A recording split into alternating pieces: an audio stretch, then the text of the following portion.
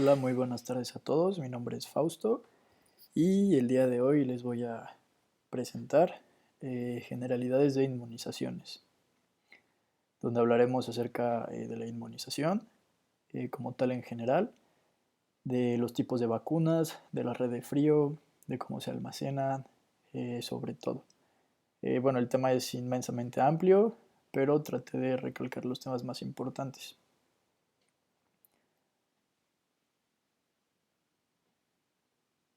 Bueno, como tal, me gustaría comenzar con un poco de historia donde, bueno, la inmunidad va a derivar de la palabra inmunitas, que se va a referir a la protección como tal frente a los procesos legales que disfrutaban los senadores romanos mientras permanecían en el ejercicio de su cargo.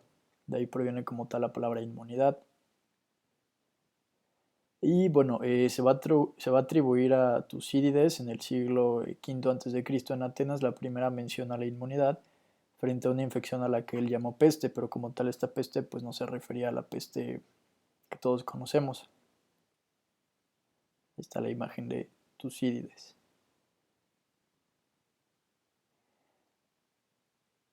Bueno, complementando más acerca de historia, como tal, bueno, la historia de la inmunología en general es muy amplia, pero como tal la evolución de la inmunología ha dependido de nuestra capacidad de manipular la función del sistema inmunitario en condiciones controladas. Eso es muy importante porque el primer claro ejemplo de esta manipulación fue el de Edward Jenner, que yo creo que todos lo conocemos, el cual inyectó material procedente de una pústula de viruela vacuna en el brazo de un niño de 8 años, el cual después de exponerlo a esta enfermedad no presentó la enfermedad, es decir, ya estaba inmunizado como tal el niño. Y bueno, esto se dio porque Edward Jenner como tal pudo observar que las ordeñadoras de vacas se recuperaban de esta viruela después de estar en contacto. Al igual a partir de este hecho, la vacunación que proviene del latín vaccinus o no sé cómo se pronuncia, o vaccinus, que va a provenir de las vacas. Como tal va a ser el método más eficaz de prevenir las infecciones. Y algo aquí, un dato importante que me pareció importante es que en 1980 la OMS anunció que la viruela era la primera enfermedad erradicada en todo el mundo y esto debido gracias a la vacunación. Y como tal aquí podemos ver una tabla bueno, este es un dato de Estados Unidos, de una tabla que encontré en el ABAS, donde te vienen todas las enfermedades, el máximo número de casos al año y el número de casos en 2009. Esto debido gracias a la vacunación, donde podemos ver claramente que las vacunas van a ser muy efectivas, van a ser la forma más efectiva para disminuir una enfermedad, es decir, la incidencia de la enfermedad, donde vemos que el porcentaje de cambio es muy alto en muchas enfermedades. Y bueno, después vamos a mencionar unas definiciones que son muy importantes, que son de la norma 036-2018, que va a ser la norma en la cual nos vamos a basar, aún así complementando con muchas bibliografías más. Como tal, la inmunidad va a ser el estado biológico del organismo capaz de resistir y defender de la agresión de agentes extraños, al igual también propios como las enfermedades autoinmunes. La inmunización va a ser la acción de conferir inmunidad mediante la administración de antígenos o la administración de anticuerpos específicos, que como tal la administración de antígenos va a ser la inmunidad activa y la administración de anticuerpos específicos va a ser la inmunización pasiva. La inmunogenicidad, que va a ser la capacidad que tiene un antígeno de producir una respuesta inmune. La vacunación, que va a ser la aplicación de un producto inmunizante a un organismo para protegerlo contra el riesgo de una enfermedad determinada. El producto biológico, que va a ser la preparación procedente de ya sea células, tejidos, organismos humanos, animales bacterianos, con los cuales se van a utilizar para preparar vacunas, favoterápicos, alérgenos y hemoderivados. Y como tal, un favoterápico se va a definir como el suero heterólogo hiperinmune específico concentrado, dirigido y purificado, en donde se elimina la fracción constante obteniendo las FAB, que es una parte del anticuerpo que vamos a ver adelante principalmente. Bueno, un anticuerpo es una proteína, es decir, una inmunoglobulina, producida por un organismo en respuesta a la estimulación por un antígeno, que es el microorganismo. Un antígeno es la molécula o fracción capaz de ser reconocida por un anticuerpo o receptor de células T o B. Una inmunoglobulina es la preparación que contiene anticuerpos de origen humano específicos dirigidos a neutralizar toxinas o microorganismos. Como tal, esta definición de inmunoglobulina se refiere más como tal al agente inmunizante, el anticuerpo de origen humano. La vacuna es la preparación biológica destinada a generar inmunidad contra una enfermedad mediante la producción de anticuerpos para eliminar, prevenir o controlar estados patológicos. Un toxoide es como tal la toxina que ha sido modificada para que pierda su efecto tóxico, pero es decir, todavía tiene su efecto de inmunogenicidad. Y una antitoxina son anticuerpos procedentes del suero de animales, que a diferencia de la inmunoglobulina son de humanos. Y como tal, estos cuatro van a ser los agentes inmunizantes con los que vamos a contar actualmente. Bueno, y por último de definiciones, vamos a hablar de un adyuvante, que como tal un adyuvante van a ser sustancias incorporadas a la fórmula de las vacunas que van a incrementar la respuesta inmune, o sea, potencian esta respuesta inmune. La red de cadena de frío, que vamos a hablar más adelante, va a ser el sistema logístico que comprende desde el personal, la infraestructura, el equipo y procedimientos para almacenar, transportar y mantener los biológicos en condiciones adecuadas de temperatura, desde la fabricación hasta aplicarlas a la población. Un brote van a ser ocurrencia de dos o más casos asociados epidemiológicamente entre sí, aunque también la existencia de un único caso bajo vigilancia en un área donde no existía este padecimiento se considera también brote. La eliminación va a ser la ausencia de casos, pero persistiendo el agente causal, a comparación de la erradicación, que va a desaparecer tanto el caso como el agente causal. Y un accidente de la red de frío es cuando las vacunas son expuestas a temperaturas menores de 2 grados o mayores a 8 grados, que va a ser la temperatura en la que se tienen que conservar las vacunas y de lo que vamos a platicar más adelante. Bueno, hablando específicamente de inmunidad, realiza este cuadro donde podemos dividir a la inmunidad en innata y en inmunidad adaptativa. Como sabemos, la inmunidad innata va a ser la primera línea de defensa del cuerpo, es decir, las barreras físicas, químicas, que pues va a ser el epitelio, donde va a haber células fagocíticas como los macrófagos o los neutrófilos, células dendríticas, células natural killer, el complemento y citocinas.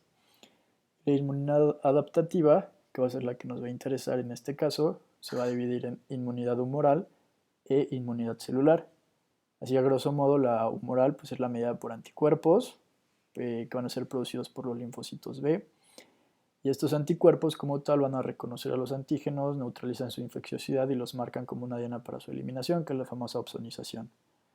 Y la inmunidad celular, que va a estar medida por linfocitos T, como defensa contra la proliferación celular, que como sabemos los linfocitos T van a ser los T helper y los T citotóxicos, que son los TCD4 los helper y los TCD8 los citotóxicos.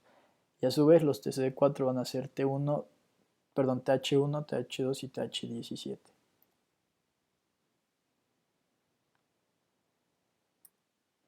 Bueno, como tal aquí hay una tabla de las características de la inmunidad innata y la inmunidad adaptativa. Lo que nos va a interesar ahorita es que principalmente la memoria. En la inmunidad innata no va a haber memoria y en la inmunidad adaptativa va a haber células de memoria, que como sabemos cuando nosotros damos una vacuna lo que queremos crear va a ser memoria para que cuando tengamos otra vez contacto con el patógeno ya nuestro cuerpo sepa cómo actuar. Y aquí los mismos componentes que ya mencioné, la piel, la mucosa, las células y en la adaptativa los linfocitos y los anticuerpos, que va a ser la inmunidad humoral y la inmunidad celular. Y bueno, aquí esta imagen me gustó mucho porque como tal lo ejemplifica muy bien. La inmunidad innata va a ser aquí como se puede observar por el epitelio, dendríticas, células fagocíticas, el complemento y las natural killer o las interleucinas. Y la inmunidad adaptativa, bueno, y algo que se me olvidó mencionar es que la inmunidad innata, como tal, va a tener un cierto limitado, va a durar horas. Y la inmunidad adaptativa ya dura días y también puede generar memoria, que es para toda la vida. Y como tal aquí vemos los linfocitos B, que generan anticuerpos, y los linfocitos T, que son los que van a actuar directamente para eliminar este patógeno. Bueno, aquí como tal podemos ver la estructura de una inmunoglobulina, que son las cadenas pesadas, que son estas dos de acá, las cadenas ligeras, que son las dos chiquitas de acá. Las cadenas pesadas de las ligeras van a estar unidas por puentes disulfuro, y que son estos de acá, y esta va a ser la región constante, y esta va a ser la famosa FC, y la fracción variable, que va a ser la FAP, y la fracción variable es donde se va a unir el patógeno, es decir, aquí va a llegar el patógeno. Pero bueno, como tal aquí igual tenemos la inmunidad humoral y la inmunidad celular. Como vimos, la inmunidad humoral, aquí está la célula beta, que va a llegar el microbio, va a secretar anticuerpos, y los anticuerpos es lo que va a bloquear como tal la infección y va a tratar de eliminar ese microbio o ese microorganismo. Y como tal aquí tenemos la inmunidad celular, que va a ser por los linfocitos helper, los TCD4, y los linfocitos citotóxicos, los TCD8. Los linfocitos helper a su vez van a ser TH1, que el TH1 va a intervenir en la activación de los macrófagos, los TH2, que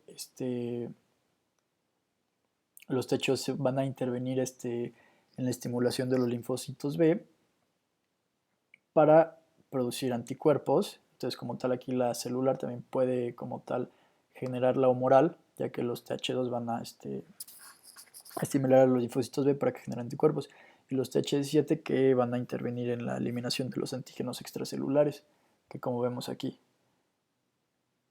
Y bueno, los TH helper, al igual, a grosso modo, van a activar macrófagos para fagocitar, y los TH citotóxicos como tal, esos van a ser los que directamente van a eliminar a la célula. Bueno, la inmunidad como tal, la inmunidad protectora frente a un microorganismo suele inducirle a la respuesta del anfitrión frente al microbio. Entonces, pues, llega el microbio y esta inmunidad se desencadena frente al microbio. Entonces, la inmunidad como tal la vamos a dividir en dos grandes rasgos: en la inmunidad activa y en la inmunidad pasiva.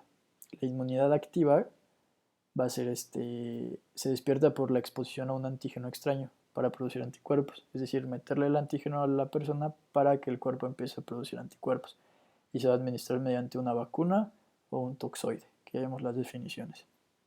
Y la inmunidad pasiva como tal va a ser el paso de suero o linfocitos desde otra persona dotada de inmunidad específica, es decir, son anticuerpos preformados. ¿Qué quiere decir? Que en la inmunidad pasiva el individuo se va a volver inmune al antígeno sin haber estado expuesto a él. Y esto puede ser mediante la placenta o la leche materna. Al igual esto se puede dar por el antídotos de víbora o la inmunoglobulina humana antitetánica, que va a ser diferente al toxoide tetánico. Y podemos presentar una inmunidad mixta, que va a ser tanto pasiva como activa. Y algo que es importante mencionar es que, bueno, esta inmunidad, por ejemplo, de la placenta, los anticuerpos preformados que le pasa a la madre al hijo, va a ser de cierto tiempo limitado. Pero esto es muy importante porque esa inmunidad que le confiere al hijo va a ser, va a ser importante, porque va a ser lo que lo va a proteger mientras el hijo pueda producir la capacidad de defenderse a sí mismo. Entonces, por consiguiente, esta pasiva va a ser temporal y de uso limitado. Y bueno, aquí tenemos igual otro esquema que encontré, que me pareció muy bueno, muy resumido, donde podemos ver que, por ejemplo, en la inmunidad activa, tú le vas por medio de una vacuna o un toxoide, le vas a introducir los antígenos, ya sea de forma viva o de forma inactivada o de forma atenuada, que es lo que vamos a ver ahorita también. Como tal, el paciente puede desarrollar, bueno, aquí lo ejemplifica desarrollando la infección, ¿no? Pero como tal no lo desarrolla.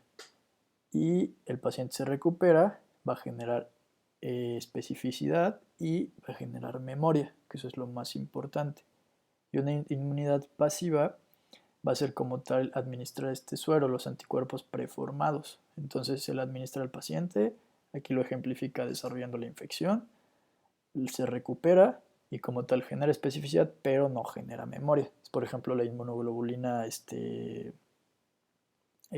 para tétano, la inmunoglobulina humana antitetánica es como tal para tratamiento. Tiene un cierto grado de limitación y el toxoide como tal ya es como tal una vacuna. Y bueno, eso fue a grosso modo todo lo que les expliqué para inmunidad, porque las vacunas como tal va a ser una inmunidad activa. Y bueno, de eso nos vamos a ver actualmente, de las vacunas. Actualmente, ahorita. Bueno, como tal una vacuna se va a definir, como ya vimos, como la preparación biológica destinada a generar inmunidad contra una enfermedad mediante la producción de anticuerpos para eliminar o prevenir o controlar estados patológicos. Esta protección de anticuerpos se va a dar al introducirle los antígenos, que ahorita vamos a mencionar los tipos de vacuna. Pretende simular una infección natural generando una respuesta inmunitaria específica en el sujeto con el fin de protegerlo en ulteriores exposiciones al microorganismo, que es lo que mencionamos. Se expone al sujeto y ya cuando se vuelve a exponer en verdad a ese patógeno, el sujeto ya va a estar inmunizado, ya va a estar protegido y pues no le va a pasar nada. Bueno, como tal, cuando un porcentaje de la población se vacuna, va a tener un efecto protector que también va a beneficiar a personas no vacunadas. Entonces, por lo tanto, esto se puede llamar inmunidad de grupo, colectiva o de rebaño. Entonces, como tal, la vacunación va a beneficiar a todos.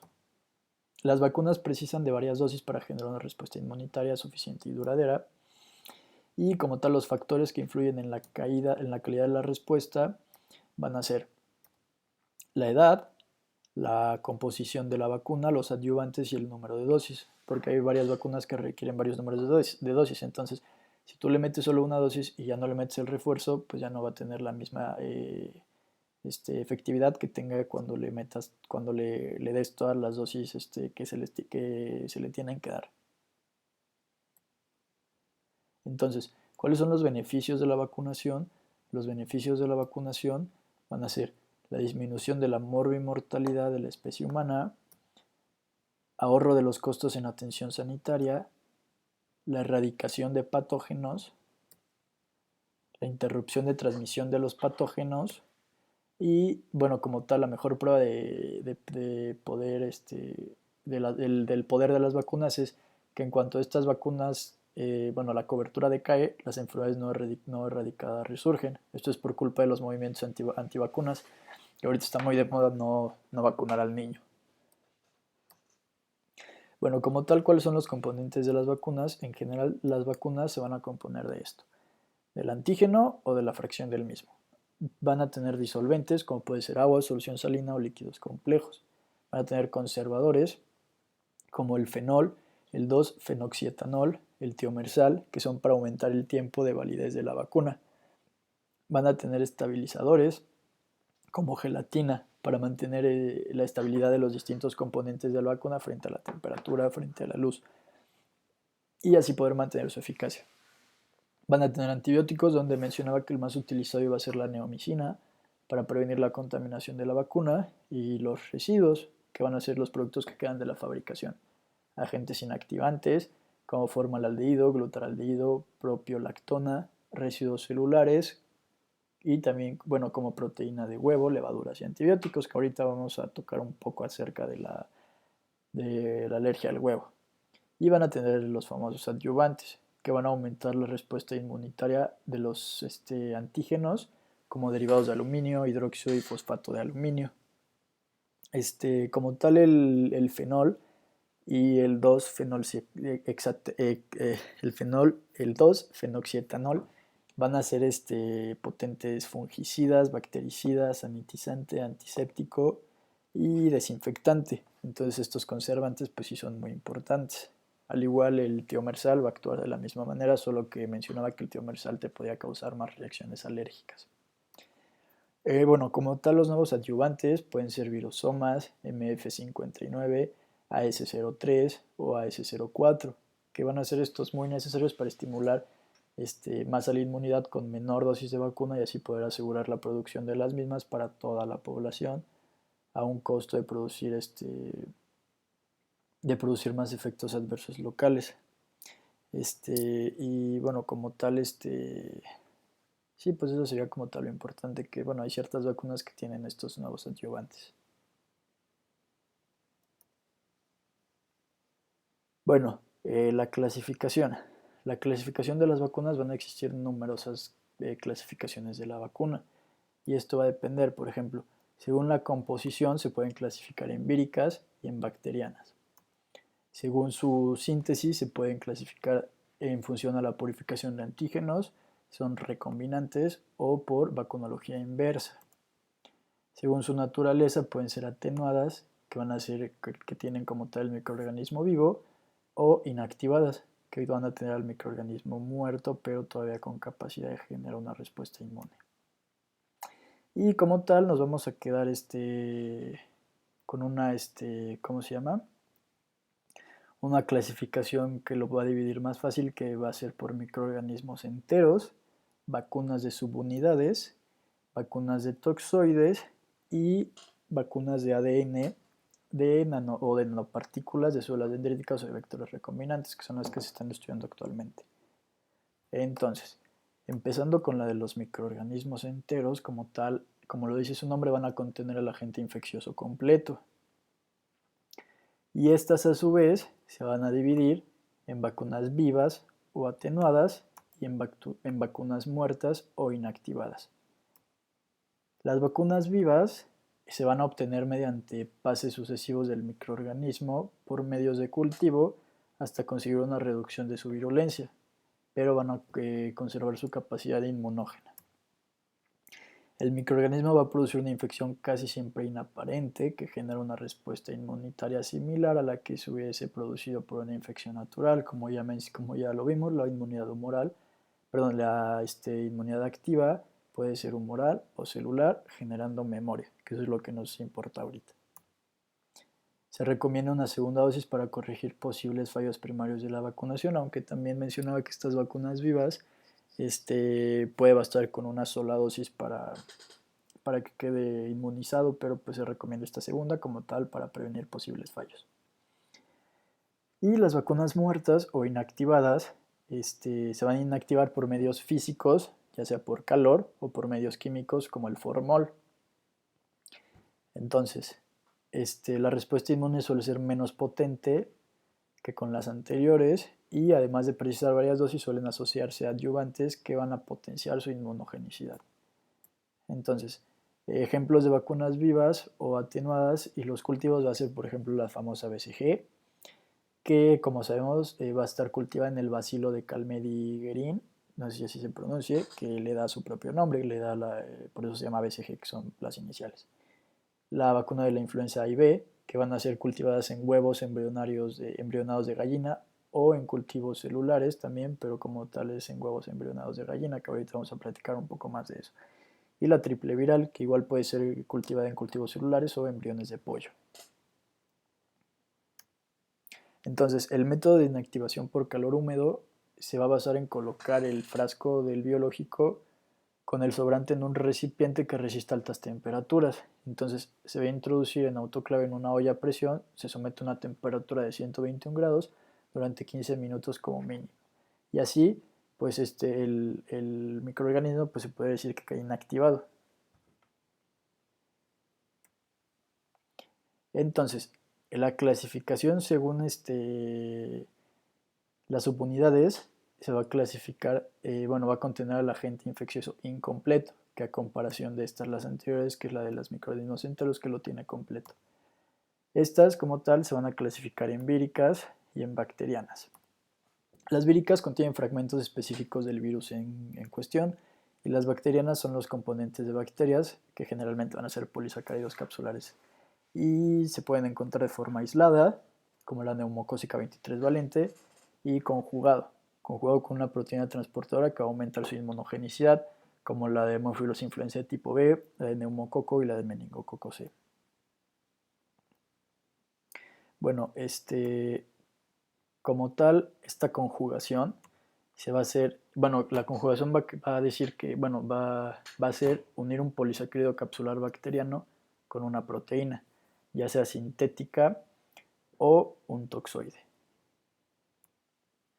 Esto va a permitir mejorar la respuesta inmunológica al polisacárido de forma aislada, por ejemplo, el T independiente sin memoria, y esto va a pasar a generar una respuesta mucho más completa con participación de los linfocitos T y B, que como ya vimos va a generar una memoria.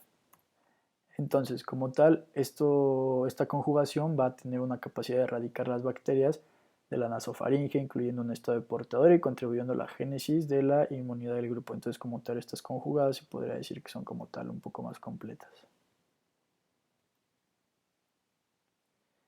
Entonces, igual la otra clasificación que vimos, la vacuna de toxoide. Como vimos, el toxoide va a ser la toxina producida por los microorganismos que se va a detoxificar y va a eliminar su poder patógeno, pero va a conservar su capacidad inmunógena. Por ejemplo, el toxoide tetánico o el diftérico.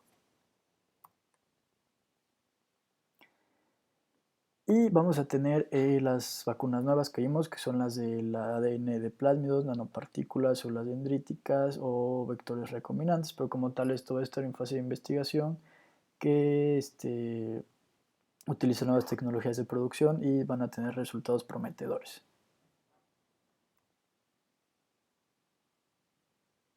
Bueno, como tal aquí vamos a tener la tabla que ya vimos en clase, pero me gustó ponerla otra vez, donde te va a venir como tal si es vírica o bacteriana y si es atenuada o si es inactivada.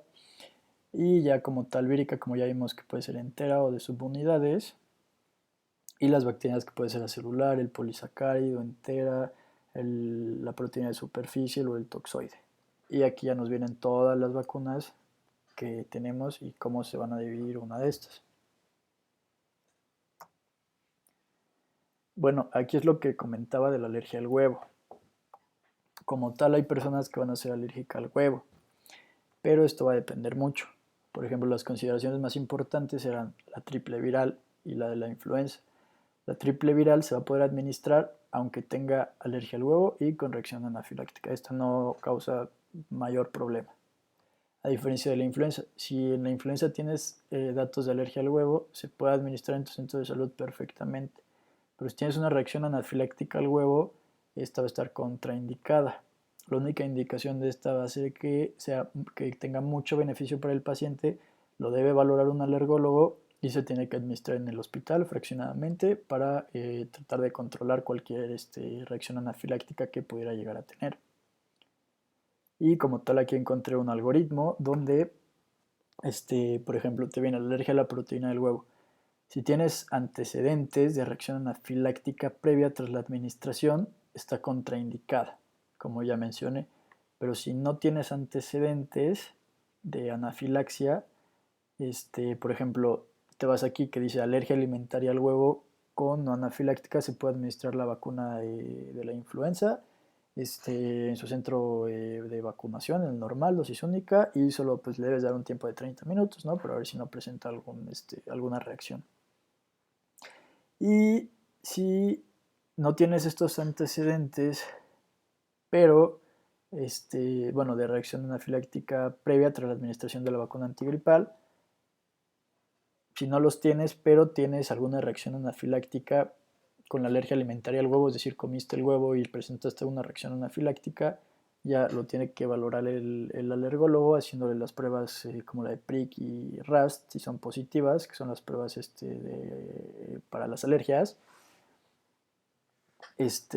Como tal, ya esto lo va a valorar el alergólogo, si es mucho beneficio para el paciente, se le puede introducir fraccionadamente, como ya vimos. Y bueno, vamos a tener algo que van a ser las vacunas combinadas. Las vacunas combinadas van a tener más de un componente antigénico de uno de los diferentes microorganismos y se administra conjuntamente en una sola inyección, es decir, se juntan todos estos componentes.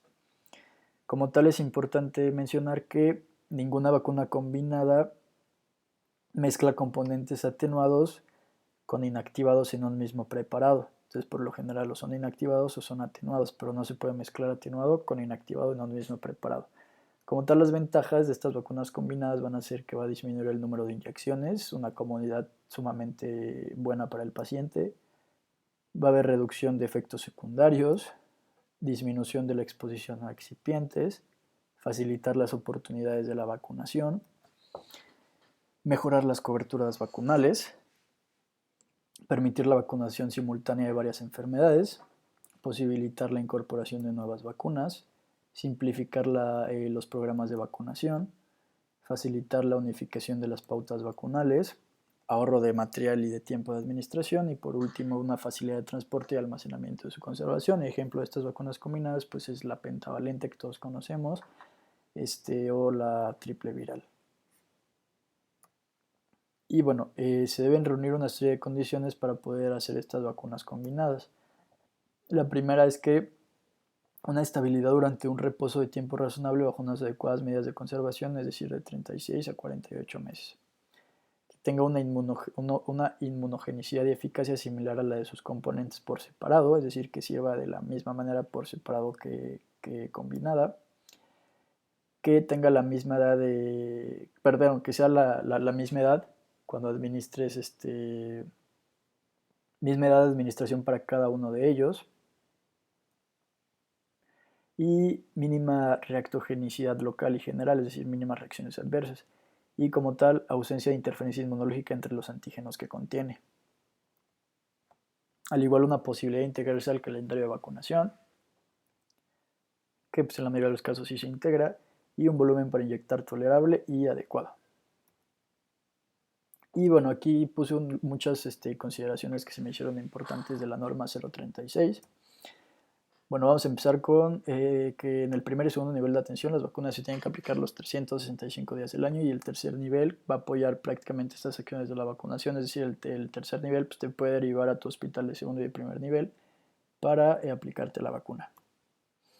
Se debe entregar a cada beneficiario un comprobante o anotarlo en la cartilla nacional con sello de la institución o firma o número de cédula profesional, al igual se debe anotar en el censo nominal, que pues yo de la experiencia que he tenido esto pues nunca pasa, o sea, nada más te ponen ahí con un lápiz la fecha y ya, o sea, raras son las instituciones que te ponen como tal el sello o la cédula profesional de la persona que te aplicó la vacuna. La vacunación en instituciones educativas podrá realizarse a través de las autoridades correspondientes y las personas físicas que administren las vacunas están obligadas a cumplir con los requisitos sanitarios y red de frío, que vamos a ver posteriormente. Bueno, al igual, todo recién nacido pretérmino estable debe recibir todas las vacunas a la misma edad cronológica que el recién nacido a término, exceptuando la BCG para los que pesen menor de 200 gramos, perdón, 2000 gramos. Adultos mayores se deben aplicar una dosis anual contra el virus de la influenza y la vacuna antineumocócica, que como tal nos vamos a meter específicamente en cada vacuna. En caso de la aplicación simultánea de las vacunas, los sitios de inyección deberán estar separados a una distancia de 2.5 a 5 centímetros. Y por ejemplo la triple viral, la BOPEC, la Sabin, rotavirus, fiebre tifoidea o de antígenos inactivados se pueden administrar de forma simultánea con otras vacunas sin ningún problema. Al igual, por ejemplo, la hepatitis B, la pentavalente, la antiinfluenza, antineumocócica, igual se pueden administrar simultáneamente con otras vacunas. La BCG, Sabin, la triple viral, la SR, el antirrotavirus y la SRPB, que ya se le agrega a la varicela, la triple viral. La antivaricela y la vacuna contra fiebre amarilla es necesario inactivarlas a través del método de inactivación por calor húmedo mediante olla, que es el que vimos. Ante la sospecha de contaminación de un biológico en los frascos previamente abiertos y manipulados, los frascos se deben inactivar y desechar de inmediato. O sea, si se contamina, se desecha. Y una vez concluida la vigencia de su uso de todos los productos, deben darse de baja, inactivarse y desecharse. Bueno, cuando ocurra accidentes del narredo de cadena de frío, se va a elaborar el acta correspondiente, que la vamos a ver al final, y el biológico debe ser inactivado y desechado. Los establecimientos para la atención médica públicos deberán aplicar todas las vacunas a la población que demanda el servicio, independientemente de su derecho a bienes, es decir, a toda la población en general podemos vacunar independientemente que tenga seguro o que no tenga seguro.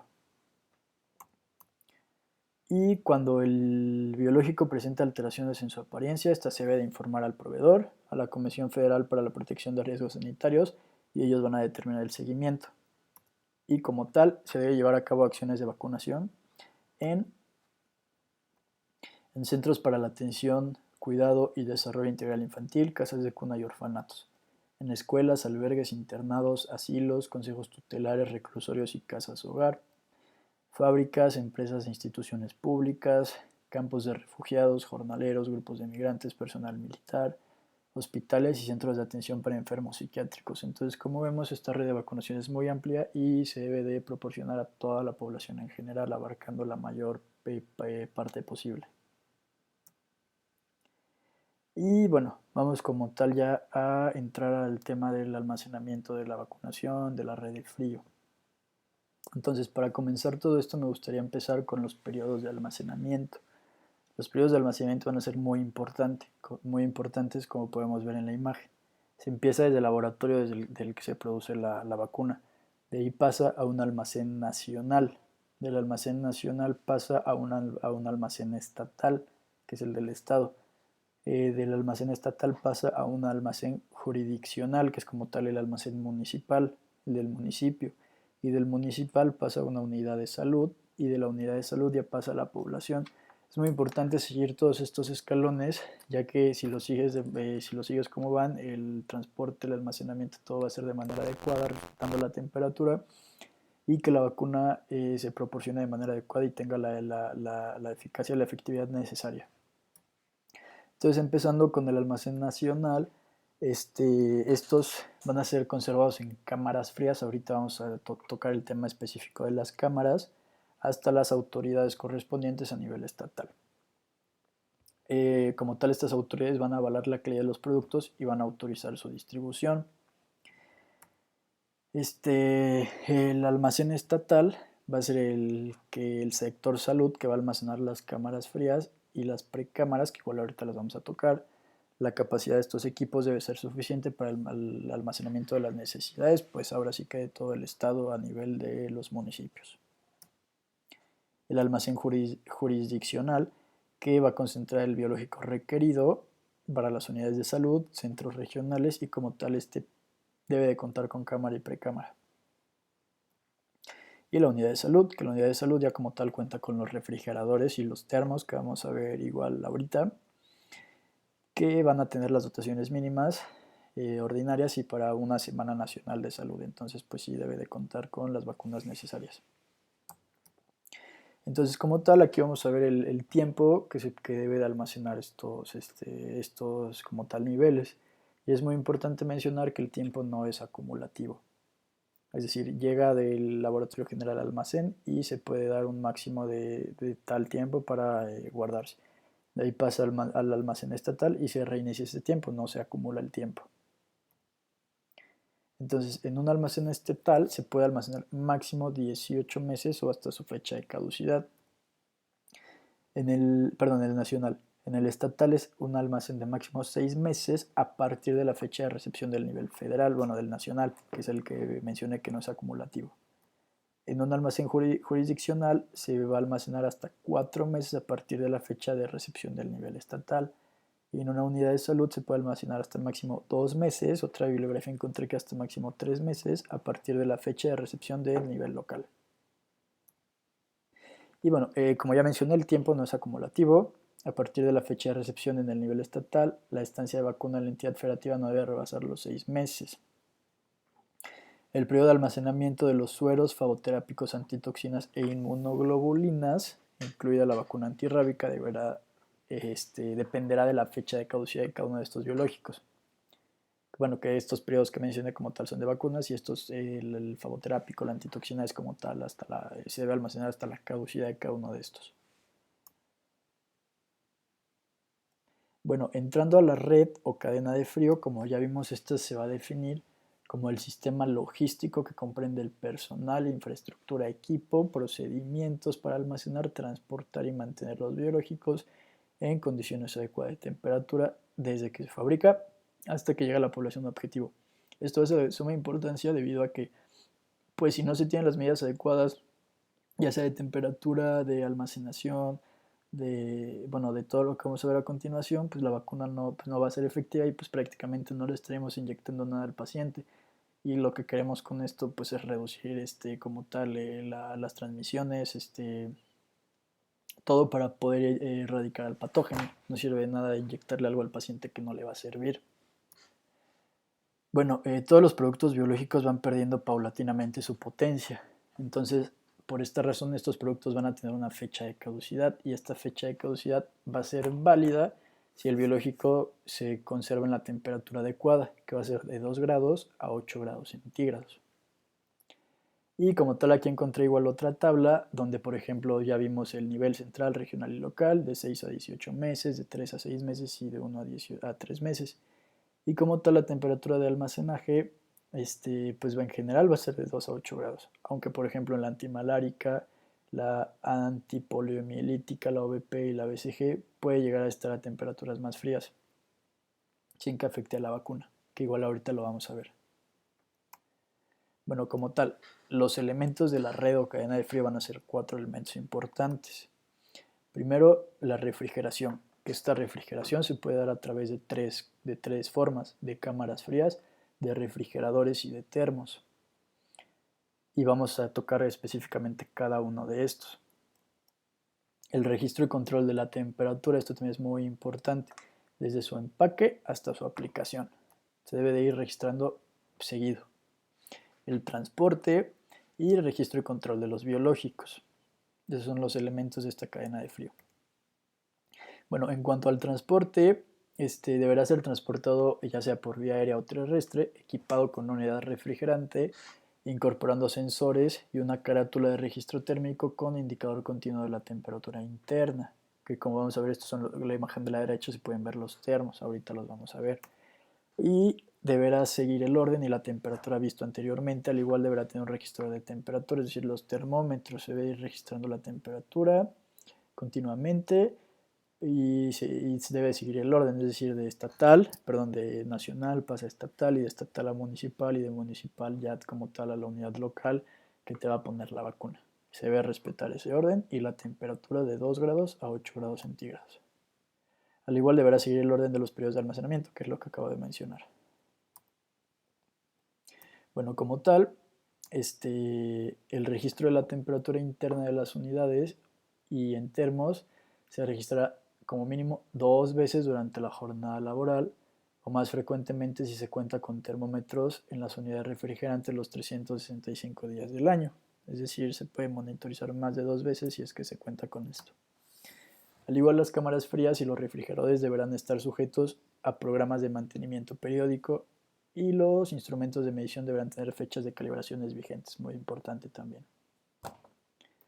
Bueno, como tal, el almacenamiento, al colocar una vacuna en almacenamiento se deben de tener en cuenta 3 aspectos muy importantes. El primero, la termoestabilidad, para ver en qué parte se va a colocar del refri. Ahorita igual vamos a ver eso.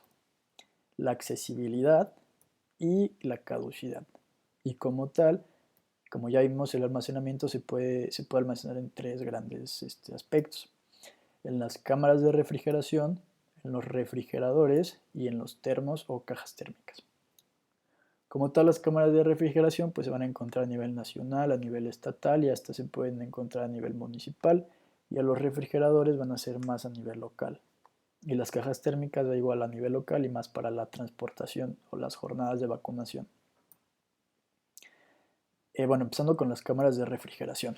Van a ser utilizadas para el almacenaje de grandes volúmenes. A la izquierda podemos ver una imagen que encontré como cámara de refrigeración, pero no sé si así sean en realidad porque no encontré como tal fotos. Mantiene una temperatura interna con una temperatura que va no mayor a más 3 grados y a menos 3 grados. Y estas pueden o no tener una precámara.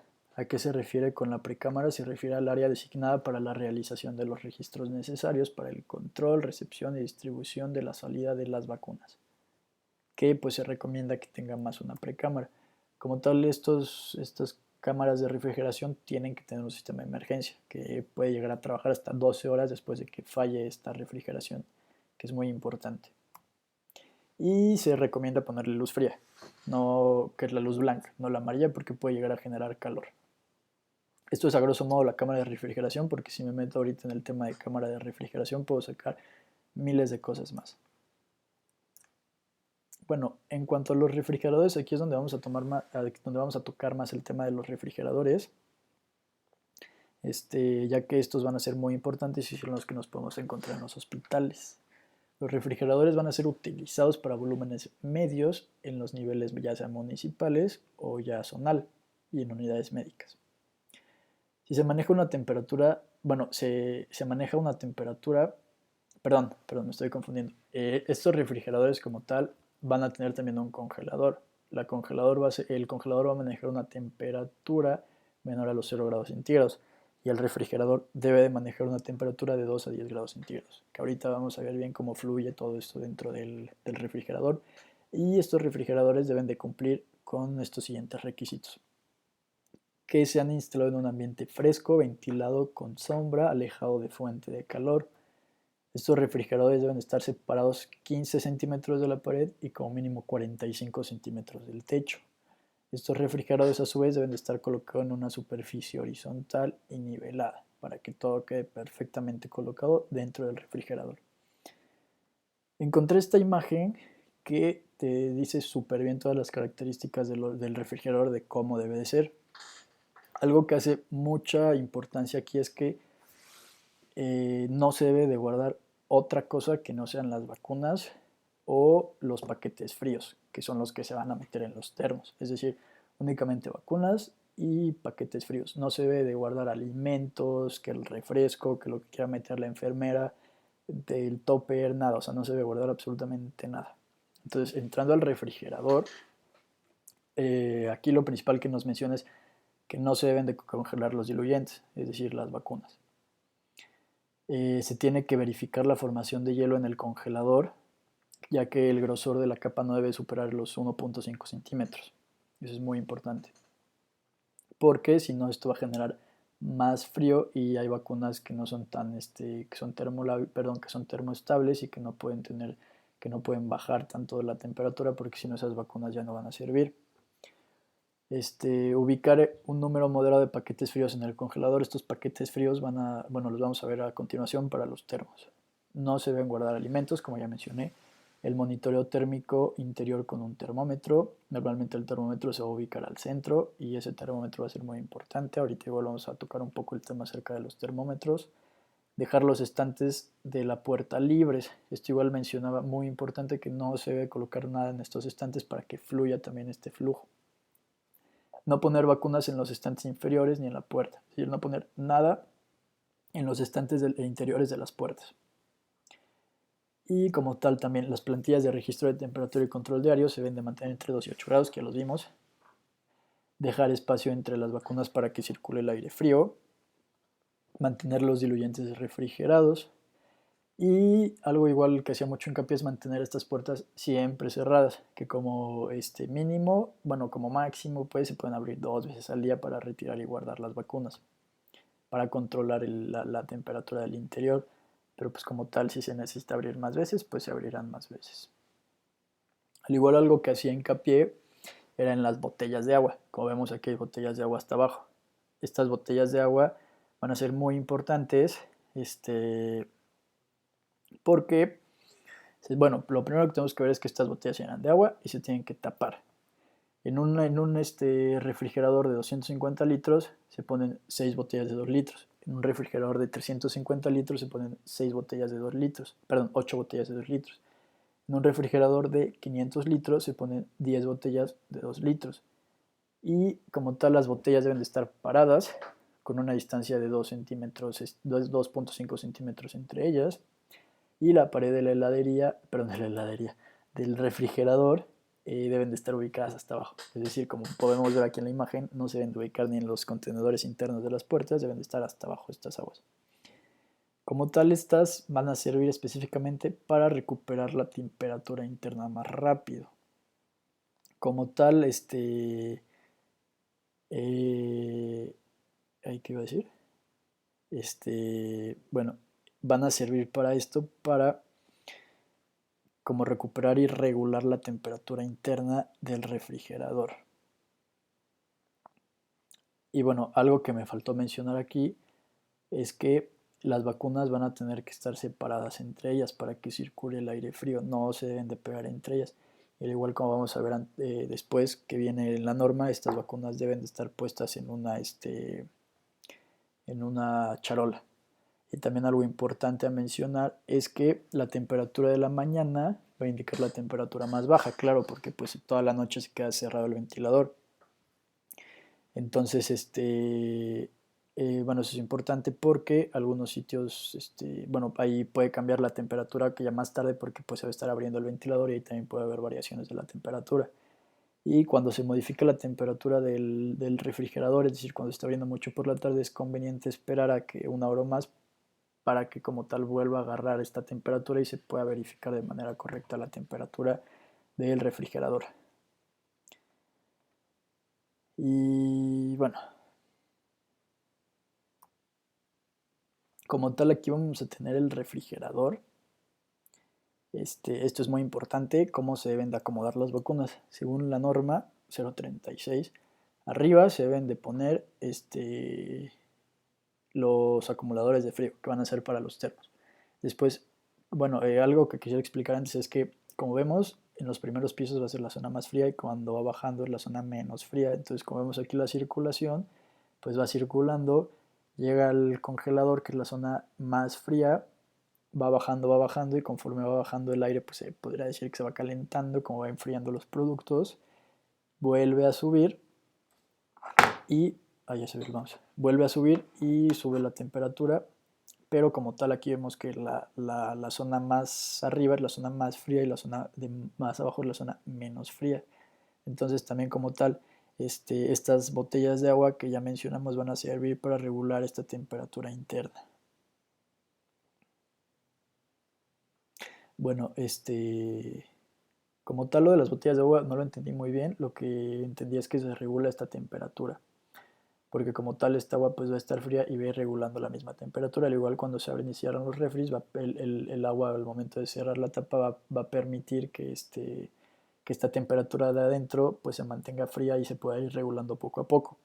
Entonces, según la norma, las vacunas que deben de ir hasta arriba son las vacunas vivas atenuadas, como la Sabin, la SRP, la SR, la varicela y la BCG, que son vacunas como tal que si existe alguna variación de temperatura más fría, no se van a dañar estas vacunas. Y como tal, estas vacunas son las termolábiles, por así decirlo, ya que son resistentes a temperaturas también, perdón, son menos resistentes a temperaturas elevadas, pero pueden llegar a resistir las temperaturas más frías, por lo tanto se ubican en la parte superior. Y como tal, en las partes ya inferiores se van a ubicar las vacunas inactivadas y toxoides, como la DPT, la pentavalente, el toxoide tentánico y diftérico, la antineumocócica conjugada, antineumocócica 23, serotipos, perdón, 23 serotipos, antiinfluenza, antihepatitis A, antihepatitis B y antirrotavirus, que como tal estas se pudieran llegar a considerar termoestables porque pudieran llegar a aguantar un poco más de temperatura más alta, hasta los 8 grados como ya vimos, pero si estas vacunas las metes a temperaturas frías, bueno, ya no van a servir, entonces ya no van a tener la capacidad que tienen. Entonces por eso se deben de acomodar en este orden y es muy importante. Al igual como ya mencionamos, que estén separadas las vacunas una de una para que pueda circular el aire correctamente. Y bueno, eso sería todo igual lo de las botellas de agua que mantienen la temperatura. Y como tal, aquí tenemos un ejemplo, no encontré, ese es el único ejemplo que encontré, se ve un poco pixelado, pero lo encontré, que como vemos hasta arriba se pueden ver todos los paquetes fríos. Aquí vemos las vacunas, aquí las de arriba, las que van bajando y las botellas de agua hasta el final. Y no hay nada en las puertas, en los contenedores interiores, no se encuentra absolutamente nada. Entonces, esta imagen es como se deben de colocar las vacunas, todas en su charola y el termómetro. Y se debe de ir registrando todo, la temperatura, cómo va variando, cuántas veces abren al día, qué biológicos se usaron, todo. Y bueno, como tal, la limpieza de esto, porque claramente se debe hacer limpieza, se va a realizar luego de que se descongela para el mantenimiento ante desconexiones por reparaciones o cortes eléctricos, que se les vaya la luz, ante derrames de biológicos posterior a realizar la contención del derrame.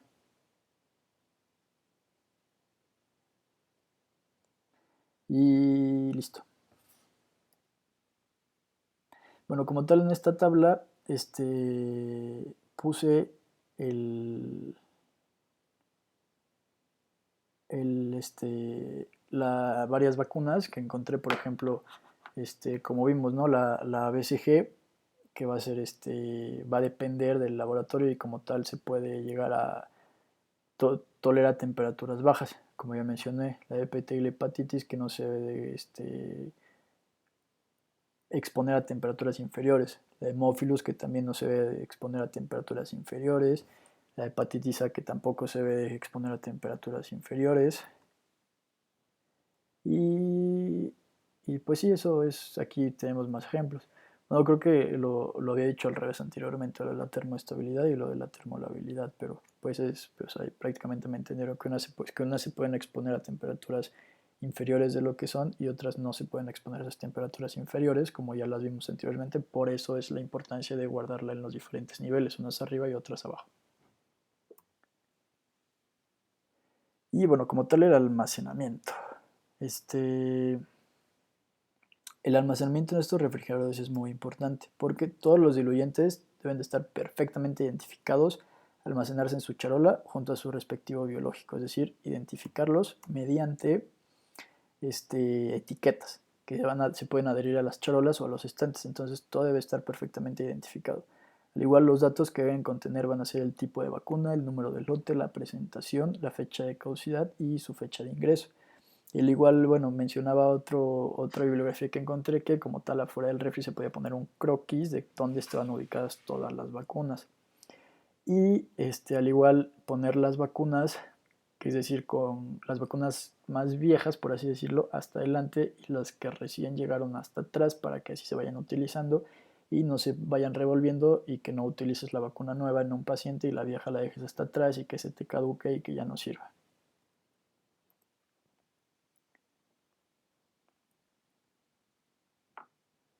Bueno, los termos, vamos a pasar a los termos. Los termos van a ser muy importantes. Como tal, los termos vamos a tener, según la norma, dos tipos de termos, los de 9 litros y los de 45 litros. Los de 9 litros, como tal, van a ser auxiliares para las actividades de vacunación de intramuros y evitar con ellos abrir frecuentemente el refrigerador, o también para las actividades de campo. Pero como tal, estos de 9 litros, o sea, pues ya sea que la enfermera los ponga durante su jornada de vacunación en el hospital, los pongan estos termos y así no estar abriendo el refrigerador cada 5 minutos para que la temperatura se pueda regular internamente. O llevárselos al campo cuando no requieres muchas vacunas, porque pues evidentemente tienen menor capacidad para guardar vacunas. Debe contar con 6 paquetes refrigerantes en su interior que forman un cubo. Ahorita vamos a ver cómo se acomodan estos paquetes. Al igual, cada paquete debe ser de plástico resistente con boquilla de rosca. En su interior solo debe contener agua. Estos paquetes pueden contener agua o pueden contener otro contenido, pero la norma solo recomienda que tengan agua. Se utilizan los de 45 litros se van a utilizar para transportar biológico de un almacén a otro o para guardarlos provisionalmente en caso de una interrupción de la energía o que el refrigerador no sirva o cuando se le da mantenimiento. Es decir, estos de 45 litros se recomiendan más para o transportar o almacenar en caso de que no sirva el refrigerador o que le estén dando mantenimiento. Debido a que como le caben más vacunas, pues si te lo llevas una jornada de vacunación y estas vacunas como tal no se te acaban o no las usas, tienes mayor riesgo a que haya variaciones de temperatura y pues gastes vacunas. Entonces debe contener 20 paquetes refrigerantes en su interior y cada paquete debe ser de plástico, al igual debe contener agua. Es exactamente la misma indicación que los de 9 litros. Como tal, estos van a ser los termos. Los termos pueden ser, ahorita vamos a ver los diferentes de termos, las diferentes clases de termos. Y bueno, estos son los paquetes congelados. Estos paquetes van a ser con agua, como vemos van a ser como de formas rectangulares. Ahorita vamos a ver cómo se acomodan estos paquetes porque igual es muy importante saber cómo acomodarlo dentro del termo. Y debe tener su tapa bien cerrada con rosca. Y también puede haber paquetes que se llaman eutécticos, que van a ser sustancias diferentes al agua, que como tal se presentan de diferentes formas, como vemos unos más grandes, unos más chicos. Su contenido suele ser también líquido e incoloro y es habitual que se confunda con agua, pero como tal la norma va a recomendar los que tienen adentro agua. Bueno, aquí vemos cómo se colocan los paquetes. Como vemos, primero se tiene que poner dos paquetes abajo, como si fuera un piso que vas a poner. Después se deben colocar dos paquetes en las paredes, en cada pared, como podemos ver en la imagen, en estas paredes y en estas paredes. Se coloca el biológico en el centro de la caja térmica, es decir, como rodeándolo, y al final se van a colocar dos paquetes por encima de los biológicos. Entonces, como vimos, en el de 9 litros, que es el pequeño, va a recomendar mínimo los 6 paquetes, que sería uno en cada pared, por así decirlo, pero si son más chicos, pues se pueden poner hasta 2 en cada pared. El chiste es que las vacunas estén como rodeadas de estos paquetes congelados para que puedan conservar así la temperatura a la que deben de estar. Y como tal, aquí también encontré que si el paquete está demasiado frío y tiene escarcha, se puede dejar sobre una mesa para que esa escarcha como que se quite y ya guardar así las vacunas, igual de la misma forma, tapé cada pared y después como tapándolo. Bueno, aquí tenemos los dos tipos de termos, que puede ser de poliuretano o de poliestireno. El que es de poliuretano es el de plástico, que es este de aquí, que es el más recomendado porque pues no permite el paso ni de la humedad ni de formación de hongos. Es el más recomendado de todos. Y el de poliestireno, que como tal es, por así decirlo, el de unicel, pero pues no se recomienda para nada porque puede acumular humedad o proliferación de hongos y bacterias y puede acumular calor. Entonces el que se recomienda es el de poliuretano, que es el de plástico. Al igual, bueno, aquí encontré esta imagen que es la dinámica dentro del termo. Como tal decía que la tapa, o sea, se debe de abrir como tal, deslizarla horizontalmente a nivel del borde, es decir, se debe abrir lo más lento posible. ¿Por qué? Para evitar así la extracción del aire frío e introducir el aire caliente. Es decir, cada vez que se destapa y se tapa, o sea, si lo abres así rápidamente, lo abres varias veces, pues puede entrar todo el aire caliente y pues este mecanismo de protección contra la temperatura pues no serviría de nada. Entonces, si lo vas a estar abriendo y cerrando varias veces, puedes dejar la tapa destapada o apoyada, es decir, nada más así como que sobrepuesta hasta concluir, que bueno, que es lo que vemos aquí. Y bueno, de los termómetros vamos a tener dos, los de alcohol en varilla de vidrio o que son estos, o los digitales. Y como todos los más utilizados van a ser el de mercurio o el de alcohol debido a que pues se van a congelar a temperaturas muy bajas. Y como tal pues los digitales pues ya van a ser un poco más caros. Y bueno, hablando un poco de los accidentes de la red, que también es otro tema completamente extenso, vamos a ver lo que se debe de hacer en caso de un accidente. Lo primero que tenemos que hacer en caso de un accidente de la red es decir que baje la temperatura, que se descomponga el refrigerador, que todo esto es informar a tu autoridad inmediata. O sea, se debe de informar a tu superior para que este superior elabore el acta administrativa correspondiente. Y el acta deberá de tener la fecha y hora de detección del evento, el nombre de la vacuna expuesta, número de lote, presentación de vacuna, cantidad de dosis, fecha de caducidad, si hay o no cambios macroscópicos del aspecto de cada producto, los costos en dosis, temperatura máxima o mínima alcanzada fuera del rango normal, el tiempo de exposición, descripción de los hechos, actividades de emergencia que se llevaron a cabo con los productos, nombre de la persona que detectó la falla, nombre y firma de los involucrados y los testigos. Es un acta bastante grande cuando ocurre algún accidente de la red o de la cadena de frío. Y por último, algo muy importante que mencionaba, bueno, a mí de suma importancia es que Como tal, se debe proporcionar al personal responsable de la vacunación universal capacitación continua sobre la red o cadena de frío en los diferentes niveles operativos y administrativos, que es todo lo que acabo de mencionar, que podemos sacar aún así más cosas sobre todo este tema, pero como tal se debe de capacitar con lo básico a todos los responsables de la vacunación, es decir, a las enfermeras, a los médicos, a todos los que interactúen con estas vacunas, ya sea de cómo almacenar las vacunas, lo que vimos todo lo de la refrigeración, cuáles poner arriba, cuáles poner abajo, la importancia de las botellas de agua, la temperatura a la que se debe almacenar, cómo se debe de poner el refrigerador. Ah, bueno, y algo que se me olvidó mencionar también es que el refrigerador debe de ir conectado a su propio enchufe. Es decir, que no se debe conectar a ninguna extensión ni nada por el riesgo a que alguien pase y no se dé cuenta y no se tropiece con la extensión, no se desconecte o lo desconecte por accidente. Así el refrigerador debe tener su propio enchufe. El igual es muy importante, bueno, como ya mencionamos, enseñarle a todos estos profesionales de la salud responsables de las vacunas todo el transporte, todo acerca de los termos, cómo se debe de armar el termo, qué pasa si una vacuna se deja mucho tiempo afuera, todo, se debe de enseñar todo. Y es muy importante todo esto porque pues así con las vacunas, con el simple hecho de la vacunación se pueden prevenir las enfermedades y erradicar, así como se pudo erradicar la viruela en 1980, así se pueden erradicar muchas enfermedades más y por eso hacemos tanto hincapié con la vacunación. Y bueno, esto fue todo. Aquí está la bibliografía utilizada. Muchas gracias por su atención.